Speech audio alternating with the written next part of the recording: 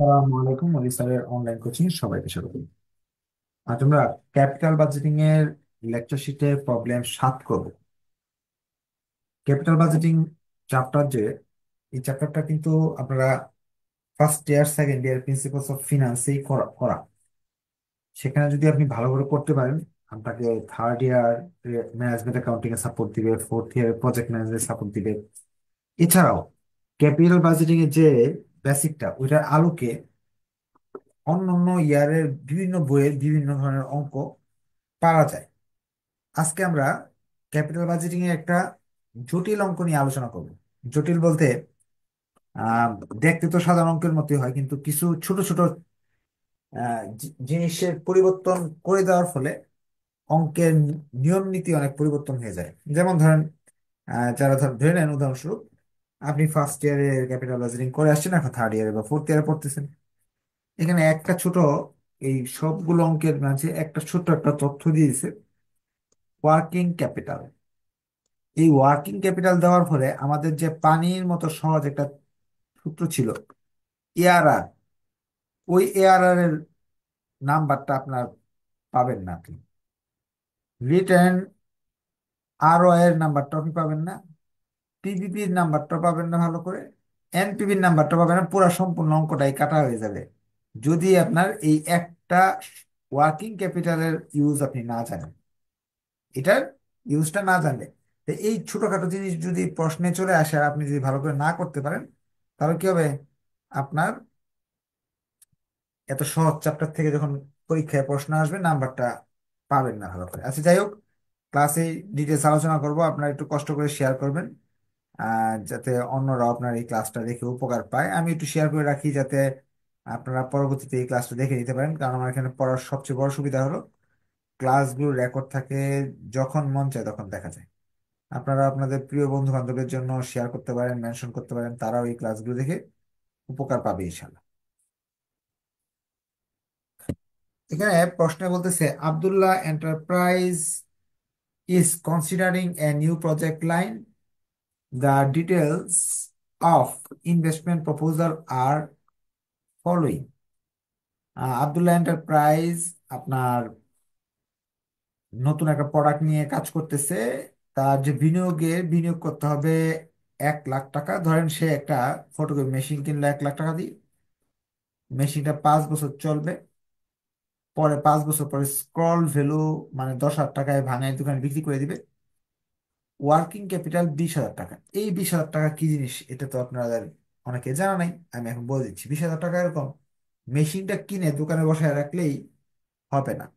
এই মেশিনটা চালানোর জন্য আপনার কিছু টাকা লাগবে, যেমন একটা কাগজ কিনতে হবে, কিছু কালি কিনতে হবে, বিদ্যুৎ বিল লাগবে, ওইগুলো একজন মানুষ লাগবে। ওই জিনিসগুলো যখন আপনি দিবেন, দেওয়ার পরে আপনার মেশিন থেকে কাগজ বের হলে আপনি সেগুলো আহ, বিক্রি করে টাকা উপার্জন করতে পারবেন। তার মানে এই 20,000 টাকা ছাড়া কিন্তু আপনার দোকান অচল। দোকান চালানোর জন্য এই টাকাটা লাগে। এই টাকা কিন্তু আবার ফেরত পাওয়া যায় মালটা যখন বিক্রি করবেন। যখন কাগজ কিনে 100 টাকার কাগজ কিনে 200 টাকায় বিক্রি করলেন, 100 টাকা 200 টাকা থেকে আপনি 100 টাকা আবার আপনার টাকাটা ফেরত নিয়ে নিলেন, আবার ওই 100 টাকা দিয়ে আবার ব্যবসা করলেন। এভাবে কিন্তু ওই চক্র আকারে এই টাকাটা ফেরতও পাওয়া যায়, এবং এই টাকাটা কি আবার ব্যবসায় লাগাই দেওয়া যায়। এখন এটা অঙ্কের কি ধরনের বিপদ ডেকে আনবে এটা আজকের ক্লাসে শিখবো। এখানে 5 বছরে সিএফবিটি দেওয়া আছে। 5 বছরে আপনি কত টাকা পেয়েছেন সেটার লিস্ট দেওয়া আছে। 1 লাখ টাকা বিনিয়োগ করে এই টাকাগুলো পেয়েছেন বলতেছে। তা প্রজেক্ট কস্ট অফ ক্যাপিটাল 10%, আপনি এই প্রজেক্ট থেকে 10% লাভ চাচ্ছেন। ট্যাক্স দিতে হবে 45% সরকারকে। Depreciation will be straight line basis, সরলরৈখিক পদ্ধতিতে অবচয় নির্ণয় করতে হবে। You are required to calculate, আপনাকে বের করতে হবে পিভিপি, আরওআই, এআরআর, এনপিবি, আর আইআরআর, পিআই, এনপিআই, অনেক কিছু বের করতে হবে। তাহলে আমরা অঙ্ক শুরু করে দিই। তাহলে প্রশ্নে যা দেওয়া ছিল সেটা নিয়ে আমি অঙ্ক শুরু করতেছি। প্রবলেম 7। এই অঙ্কটা কিন্তু ইউনিভার্সিটি কোয়েশ্চেনে অনেকবার আসছে এই শীট থেকে। Year one, two, three, four, five, এই অংশটা না, ওয়ার্কিং ক্যাপিটালের অংশটা কথা বলছি। CFDT।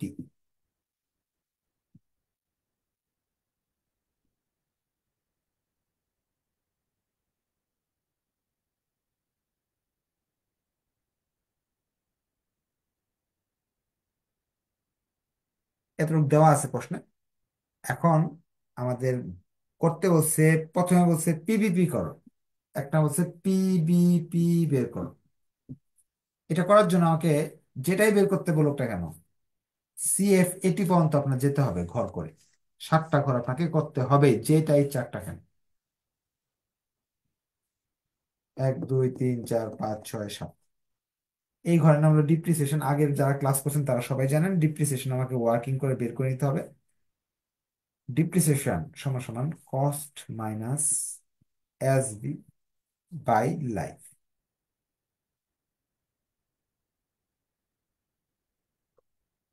এখন আমার মেশিন কেনার খরচ কত পড়ছে? কস্ট পড়ছে 1 লক্ষ টাকা। এসবি ছিল স্ক্রল ভ্যালু 10,000, লাইফ হলো 5, তাহলে আসতেছে 18,000 টাকা ডিপ্রিসিয়েশন।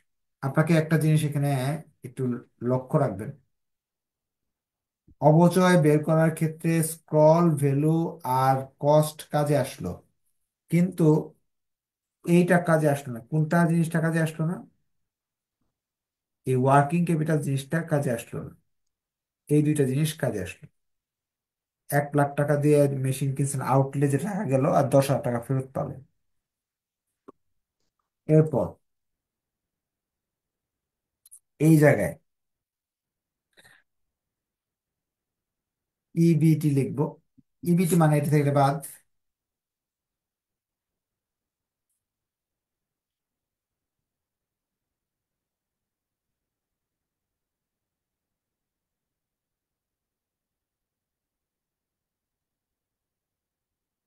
অর্থাৎ 1, 2, 3, 4, 2 থেকে 3 বাদ।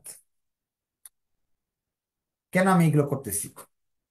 প্রশ্নে যখন এটা বলবে, আপনারা আগে ক্লাস যারা করছেন তারা জানেন, পিবিপি বের করো বা যে কোনো রিকোয়ারমেন্ট বের করো, এই CFBT দেওয়া থাকবে। যে কোনো রিকোয়ারমেন্ট বের করতে হইলে CFBT দেওয়া আছে, আর পিবিপি বের করতে হলে এই পর্যন্ত আমার যেতে হবে। এই সবগুলো ধাপ করে এনপিভি চাইলে এই দুইটা ঘর করতে হবে, আর IRR চাইলে এই দুইটা করতে হবে। এই জন্য আমি এই ঘরগুলো করতেছি। ইবিটি অঙ্কে কিন্তু ট্যাক্সের কথা বলা আছে, একটু আবার দেখায় নিয়ে আসি ট্যাক্সটা। ট্যাক্সের কথা বলা আছে, সরকারকে ট্যাক্স দেবে 35%। এই ঘরটার নাম হলো ট্যাক্স। 5 নম্বর ঘর, 4 নম্বর ঘরের উপর 45% ট্যাক্স ধরতে হবে। এখানে ট্যাক্স আসবে 3,150, 5,400, তারপরে 6,300।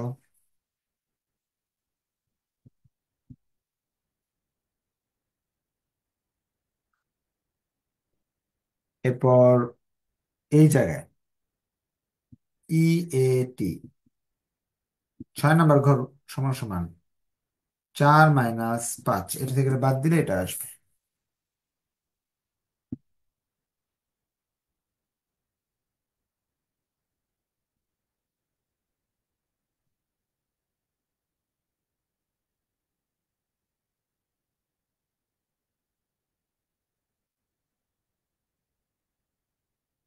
CFAT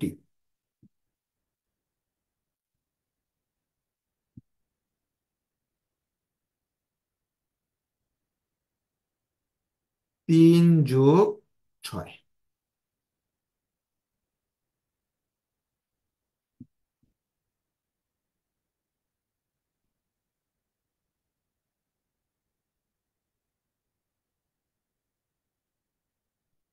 একদম সাউন্ড পাচ্ছে না, ওর একটু চ্যাট বক্সে লিখে দেন যে সাউন্ড কিভাবে পায়, বা মেসেঞ্জার গ্রুপে লিখতে পারেন। আপনারা তো সবাই সাউন্ড পাচ্ছেন নাকি? শব্দ শোনা যাচ্ছে? শব্দ শোনা যাচ্ছে কি? আচ্ছা, একজন কথা বলতে চাচ্ছে। আজকের ক্লাসে কিন্তু আগের সব ক্লাস করা থাকতে হবে, তাহলে বুঝবেন। যে আগের ক্লাস ক্লাস করা না থাকে তাহলে বুঝবেন না কিন্তু। এই পর্যন্ত আমরা ফ্রি কাজ করলাম, কষ্ট করলাম কেন? আমাকে প্রশ্নে বলে দিছে যে পিভিপি বের করো, তাহলে তুমি নাম্বার পাবে।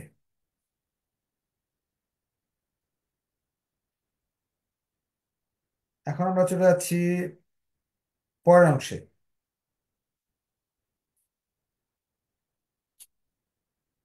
পিভিপি বের করার জন্য, পিভিপি বের করার আগে এইখানে একটা পাস লিখবেন। সেলভেজ ভ্যালু প্লাস ওয়ার্কিং ক্যাপিটালের টাকাটা এই ঘরে লিখতে হবে। কোন ঘরে? এই জায়গায়। সেলভেজ ভ্যালু এবং ওয়ার্কিং ক্যাপিটাল টাকাটা সিএফএটির ঘরে লিখতে হবে। কেন লিখতে হবে? এই টাকাগুলো কিন্তু আপনার কাছে হারায় নাই। 5 বছর পরে আপনি কিন্তু এই টাকাটা পেয়ে যাবেন। আপনি দোকান বন্ধ করে দিলেন, তাহলে এই যে বিক্রি করলে যে 10,000 এটা পাবেন, এই টাকাগুলোর সাথে 5 বছর সেটা পাবেন। আর যে আপনার যে মূলধনের টাকা 20,000 দিছিলেন, এটা কিন্তু শেষ বছর পর্যন্ত আছে। টোটাল এই 30,000 টাকা কিন্তু আপনি 5 বছর শেষে পাচ্ছেন। এটা এই জায়গায় লিখতে হবে, মনে করে লিখবেন, নাহলে কিন্তু ভুল হয়ে যাবে। সেলভেজ ভ্যালু ওয়ার্কিং ক্যাপিটালের প্রভাবটা এই জায়গায় আছে। এখন পিভিপির জন্য একটা ঘর করতে বলছে তারা, পিবিপি করতে হবে। পিভিপি করতে গেলে সিসিএফএটি নামে একটা ঘর করতে হবে। সিসিএফএটি ঘর কিভাবে করতে হয়? প্রথমে এই যে এই টাকাটা লিখবেন, এই যে এখানে যা আছে, এটার সাথে এই কোণাটা যোগ করে লিখবেন। এটার সাথে এই কোণাটা যোগ করে লিখবেন। এটার সাথে এই কোণাটা যোগ করে লিখবেন। এটার সাথে এই কোণাটা যোগ করে লিখবেন। এই দুইটা যোগ করে লিখবেন। কেন? কারণ হলো পঞ্চম বছরে, দুইটা পঞ্চম বছর, এই দুইটা যোগ করে লিখবেন। ওয়ার্কিং ক্যাপিটাল এবং সেলভেজ ভ্যালুর টাকা দুইটা যোগ করে লিখতে হবে। এইগুলো কিন্তু মনে রাখতে হবে, কারণ পরীক্ষায় এই টাইপের ক্রিটিক্যাল কোয়েশ্চেন আসতে পারে। ছোট্ট একটা পরিবর্তন হয়েছে, যারা ফ্রি ক্লাস করেন নিয়মিত তারা কিন্তু এই ছোট ছোট বিষয়গুলো খেয়াল করেন না, কারণ যারা পেইড ক্লাস করে তাদের সব অঙ্ক করানো হয়। ফ্রি ক্লাসে তো এগুলো থাকে না। এই ওয়ার্কিং ক্যাপিটালের জন্য এই চেঞ্জটা হয়েছে। এখন আরো কিছু চেঞ্জ আছে। এখন পিবিপির সূত্র আমি জানি, A plus N C O minus C by D. এখন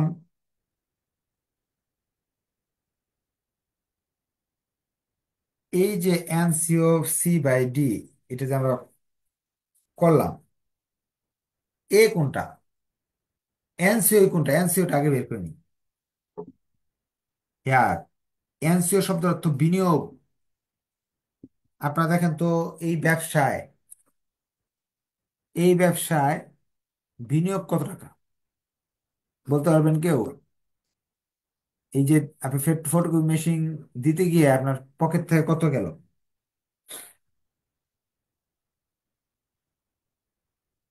1 লাখ টাকা গেল আপনার মেশিন কিনতে, আর এই 20,000 টাকা লাগছে ব্যবসা করতে। তার মানে আপনার কিন্তু 1,20,000 টাকা বিনিয়োগ করতে হয়েছে। এই জিনিসটা আপনার মাথায় অবশ্যই রাখতে হবে। বিনিয়োগের পরিমাণ তাহলে বেড়ে গেল কিন্তু। 1,20,000 এনসিওর মান, 1,00,000 যোগ 20,000, ওয়ার্কিং ক্যাপিটালের টাকাটা এনসিওতে যোগ হবে 1,20,000 টাকা। তা আমি এখানে 1,20,000 টাকা এই জায়গায় খুঁজবো, পাই না, এই জায়গায় পেলাম 1,20,000। উপরে যে জিনিসটা থাকে এটাকে বলা হয় সি। সাথে যে জিনিসটা, এই যে এই দুইটা জিনিসের যোগফল, এই দুইটা জিনিসের যোগফল কত? এই দুইটা মিলে যে টাকাটা হয় এটা হলো ডি।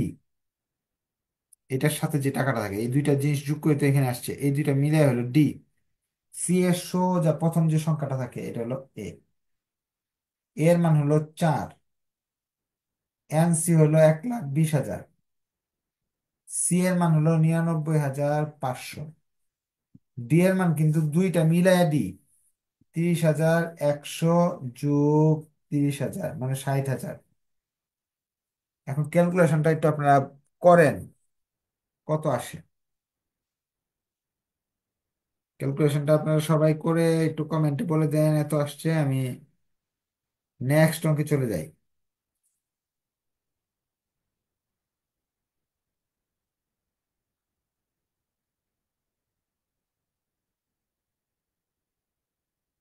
মনে হয় আসবে 4.34, 4.34 এরকম আসতে পারে ইয়ার্স।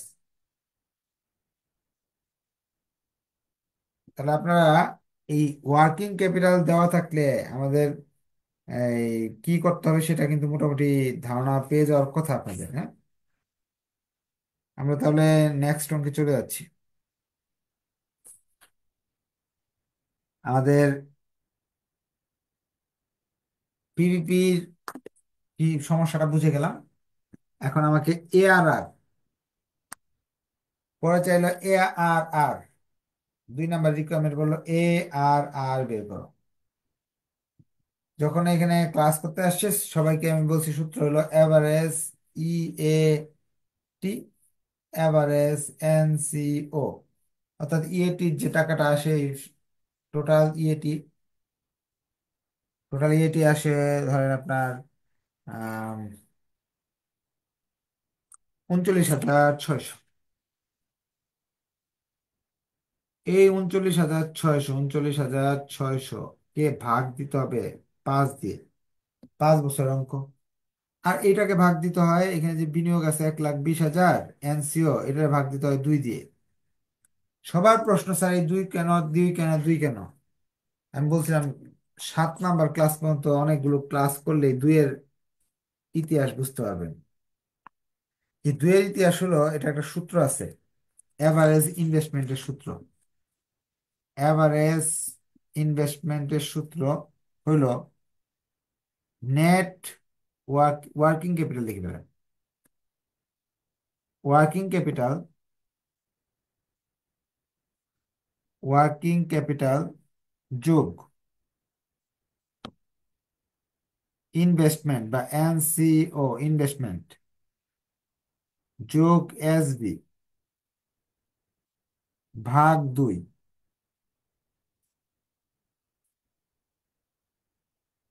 এই হলো আমাদের সূত্র।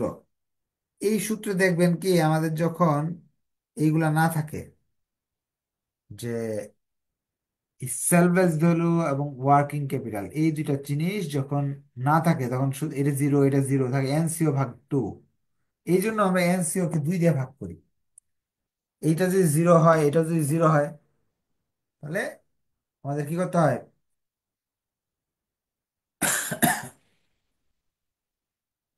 ওয়ার্কিং ক্যাপিটালের মান হলো 20,000,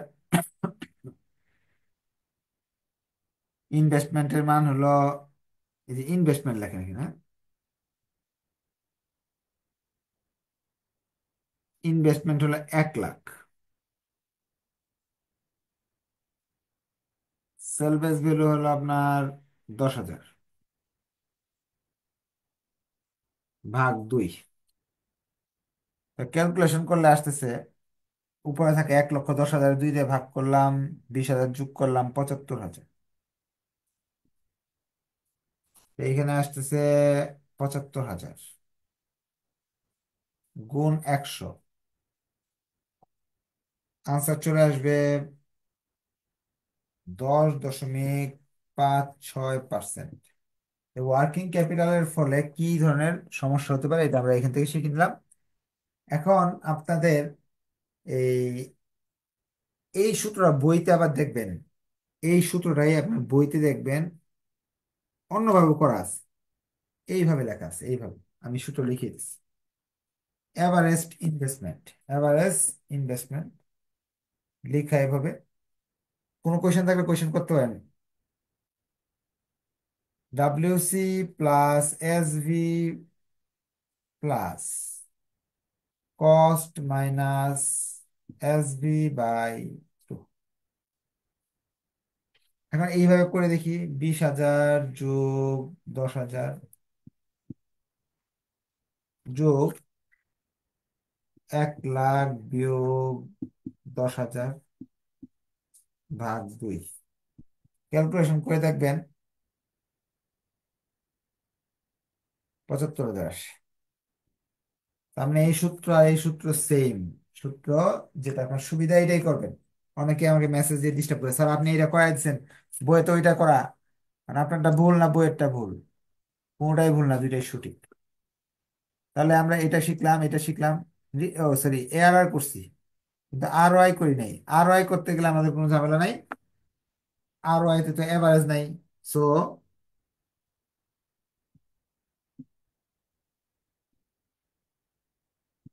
এভারেজ ইএটি, আর নিচে হলো এনসি ইনভেস্টমেন্ট,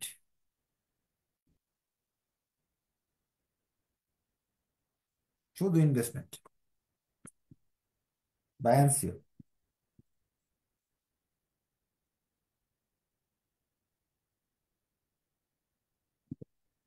ইএটির এভারেজ ইএটি হলো এই যে সংখ্যাটা আসতেছে, এটাকে ভাগ দিতে হবে 5। ইনভেস্টমেন্ট কিন্তু 1,20,000 টাকায়, বা এনসিও 1,20,000 কিন্তু। টোটাল আসবে আর এর মান 6.6%। কোয়েশ্চেন থাকলে বলেন, কোনো কিছু না যদি বুঝেন তাহলে কোয়েশ্চেন করতে পারেন। এরপরে আমাদের তারা বলছে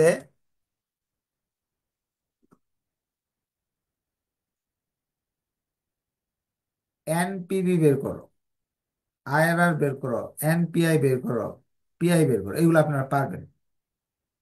এনপিভি বের করার জন্য আমাকে এখানে আরো আমি করে দিব না আজকে, আপনারা করবেন। কারণ আগে 7টা ক্লাস করানো হয়েছে, আজকে 8ম ক্লাস।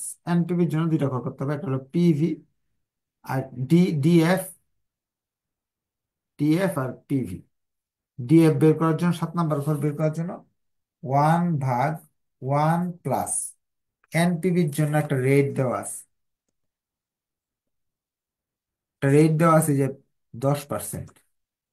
এই জায়গায় আপনাকে 10 লিখতে হবে, এই জায়গায় 0.10 লিখতে হবে, লিখে পাওয়ার 1 দিলে এটা আসবে, 2 দিলে এটা আসবে, 3 দিলে এটা আসবে, 4 দিলে এটা আসবে, 5 দিলে এটা আসবে।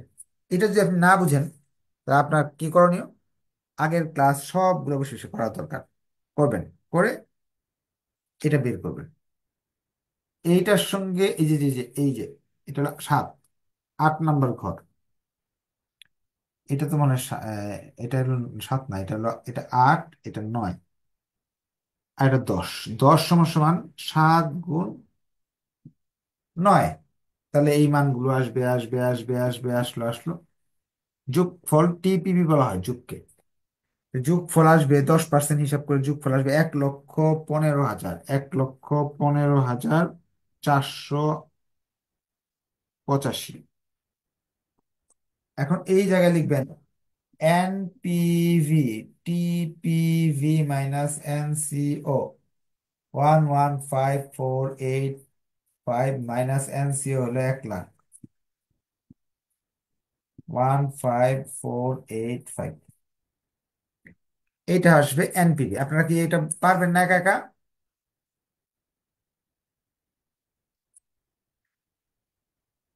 পারবেন। না পারলে আগের ক্লাস দেখে নিতে হবে, হ্যাঁ। এখন আমরা মোটামুটি এনপিভি পেরে গেছি। এনপিভির পর এনপিভির ক্ষেত্রে এই জায়গায় দেখেন, এনপিভির ক্ষেত্রে এই জায়গায় যে টাকাটা আসছে, এই যে এই যে ওয়ার্কিং ক্যাপিটাল এবং সেলভেজ ভ্যালু যে টাকাটা আসছে, এটা কিন্তু 5ম বছরের রেট অনুযায়ী হয়েছে, গুণ করতে হবে। এটা কিন্তু বাদ দিয়ে করতে হবে না, এটা কিন্তু করাইছি আগে।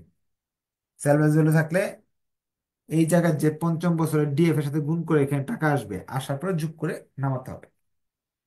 এনপিআই বা পিআই, পিআই তো সবাই পাবেন, পিআই ওই টিপিভি কে এনসিও দ্বারা ভাগ দিতে হবে, তাহলে বেরিয়ে আসবে। এটা সবাই পারবেন, শুধু আপনি মানগুলো বসাই দেন তাহলেই চলে আসবে। এরপরে আপনার এনপিআই, এনপিআই ওইটাও সবাই পারবেন। এনপিভি কে এনসিও দ্বারা ভাগ দিতে হবে, তাহলে চলে আসবে। এগুলো না পারলে আবার নেক্সট ক্লাসে বললে আমি করে দিব। আইআরআর যদি করতে হয়, নতুন একটা পার্সেন্টেজ ধরতে হবে, যেহেতু এখানে 10% হিসাবে, আমাদের 10% হিসাবে এখানে প্লাস আসছে। এখানে প্লাস আসলে ওই পার্সেন্টেজটাও বাড়ায় নিতে হবে। ওটা আপনি 11%, 12%, 14% এরকম নিতে পারেন। নেওয়ার পরে আইআরআর যদি করতে যান, তাহলে আইআরআর এর একটা মান আপনার অবশ্যই আসবে। ওটা করে আপনারা কমেন্টে লিখবেন, যাতে আমি নেক্সট ক্লাসে সেটা দেখতে পারি।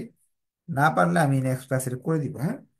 আজকে আর এই বিষয়ে কোয়েশ্চেন নিব না, কারণ এটার উপরে যেহেতু চ্যাপ্টারের শেষ ক্লাস, আবার সহজ অঙ্ক ছিল। আহ, আর কি এটা হলো বেসিক শেষ।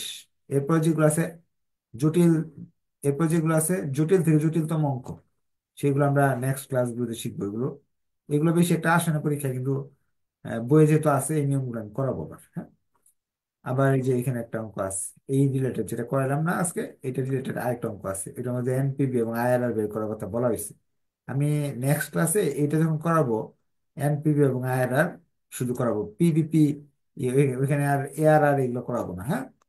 আর আজকে এই পর্যন্ত থাকলো, নেক্সট ক্লাসে দেখাবো ইনশাল্লাহ। ধন্যবাদ সবাইকে, আসসালামু আলাইকুম।